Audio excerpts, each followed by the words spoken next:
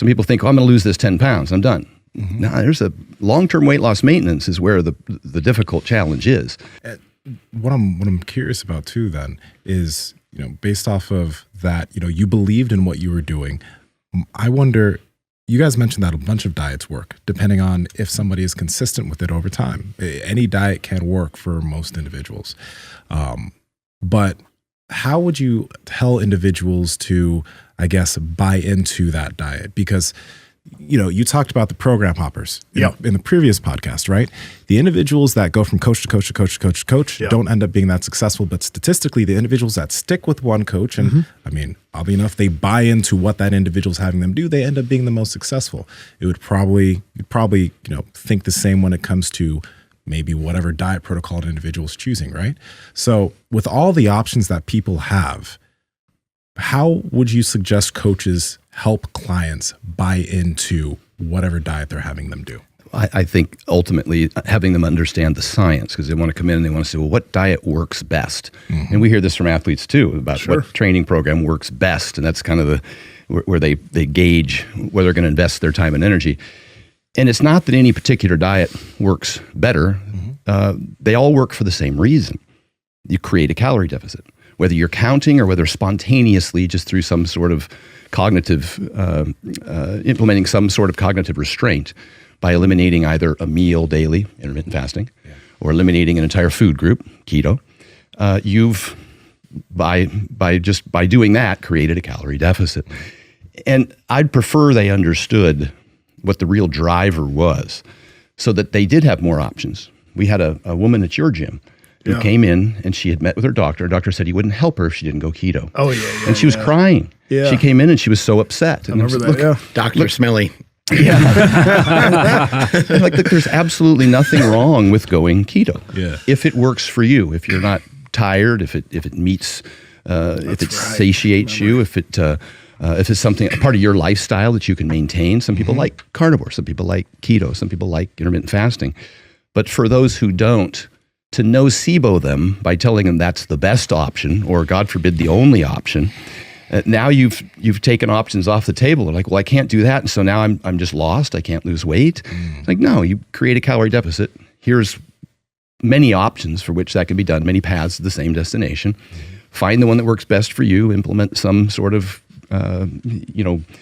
cognitive restraint that you can comply with, and we're back to protein leveraging, high satiety foods. The kinds of calorie deficit things that you can create a calorie deficit with that you're not hungry all the time. One of the things Menno talks about in his book is that if you think willpower is what's going to get you through this diet that you're engaged in, you're going to lose that battle because your body's working full force against you.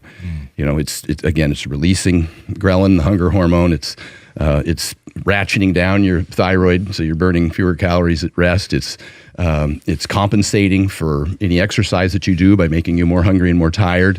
It's compensating, burning fewer calories for the amount of exercise activity that you're investing in by becoming more efficient at that work. So it's doing everything it can to fight you, and so you have to employ whatever method. So I guess I'm always giving them the education first. I attach little videos or articles or Instagram clips of very reliable, I think highly regarded professionals in the industry that they can watch or read, little slideshow stuff or a video that kind of helps them understand that more exercise does not equal more weight loss. And what's the best diet? The one you'll follow.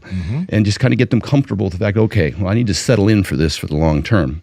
And even now, diet breaks seems to be very, very popular or very effective as far as decreasing metabolic adaptation. So, hey, let's diet hard for a month.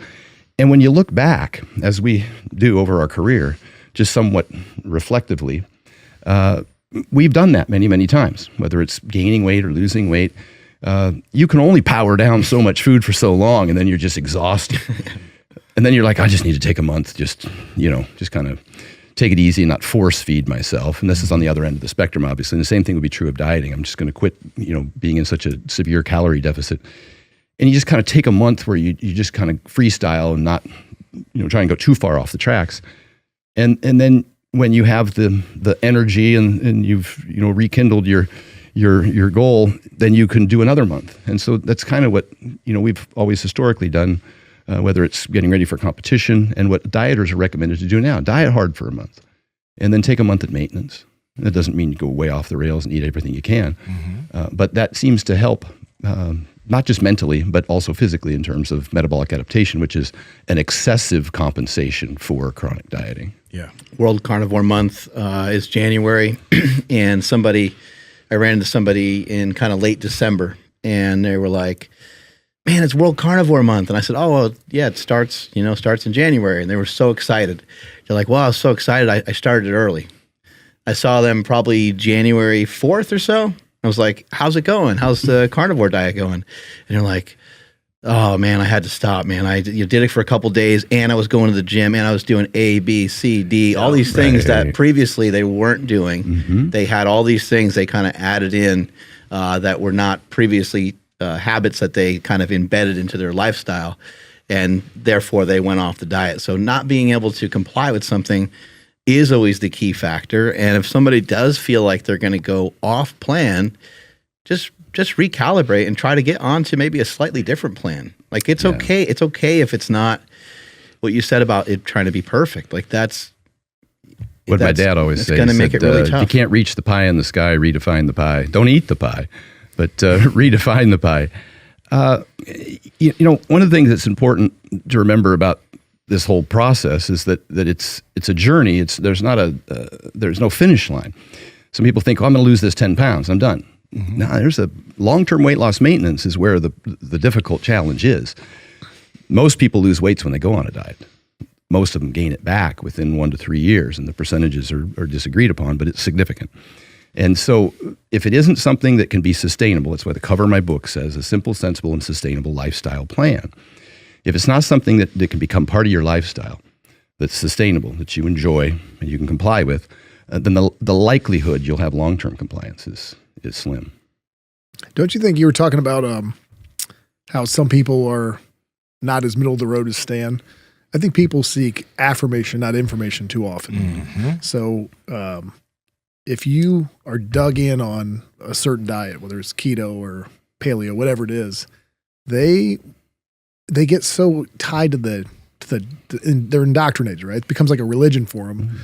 Whereas I think what's fun about this group is you guys always seem to try to take more, learn more from. I think Stan's the same way. He's just trying to learn. Pat Project family, how's it going? We talk about sleep all the time on this podcast. That's why we partnered with 8 Sleep mattresses. Now, this mattress is the Tesla of sleep. It's the Tesla of beds. Its technology tracks your heart rate variability. It changes its own temperature based off the way you sleep so that you get better sleep every single night.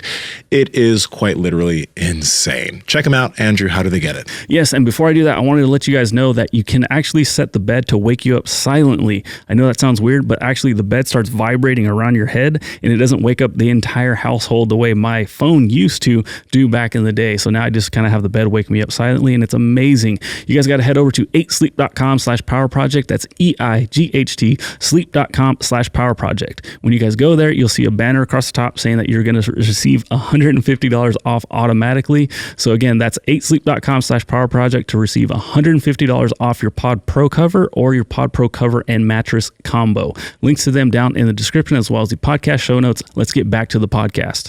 He's not like married to one way. And, I mentioned earlier that sometimes you utilize kind of like a triage situation, an acute intervention maybe to address an individual's current health situation, which could be poor.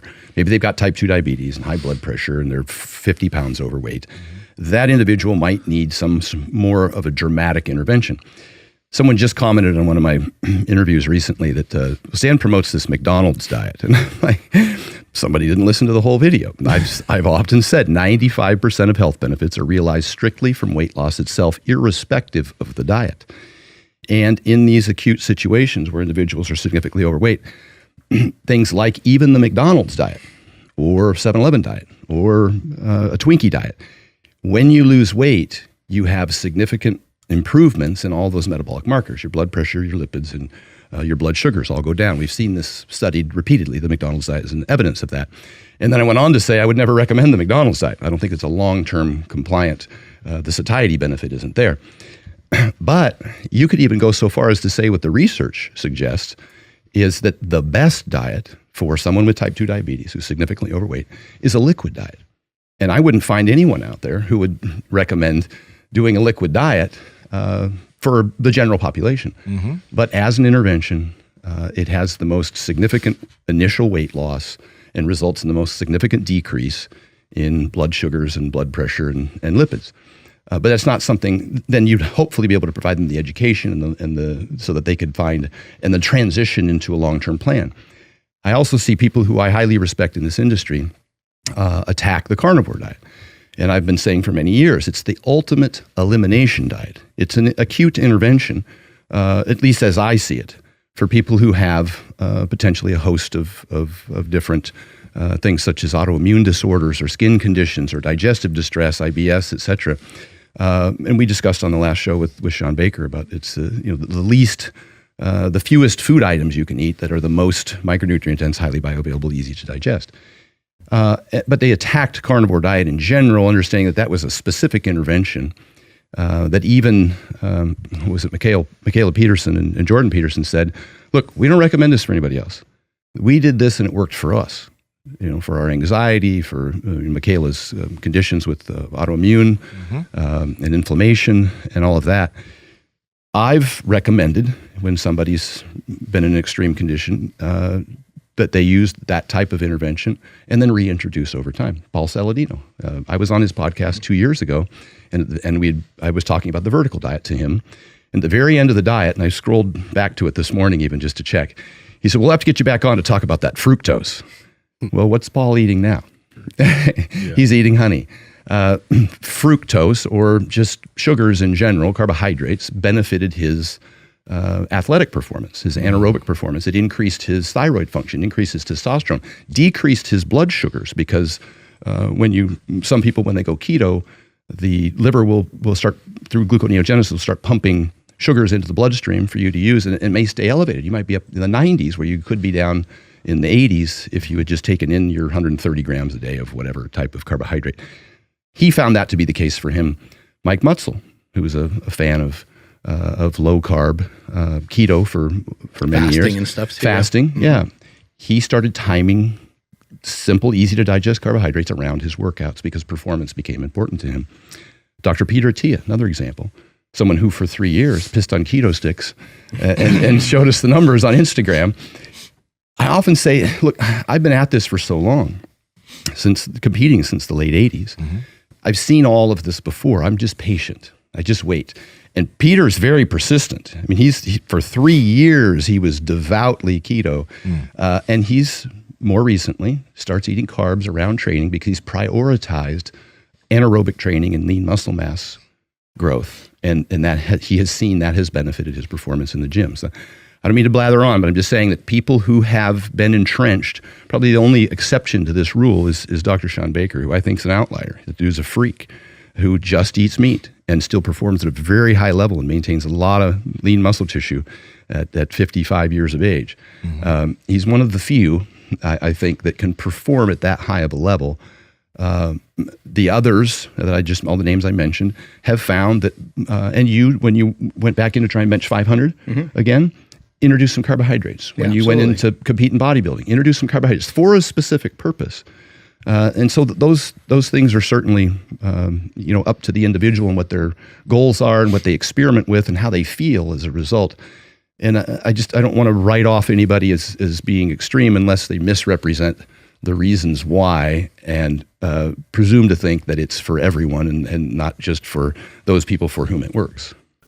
Hey, little mama, let me whisper in your ear. Like, comment, subscribe to the channel because we continue to bring you peak content on this channel. Obviously, you guys are here. You guys have watched the whole video. So like, comment, subscribe. All right. See you later.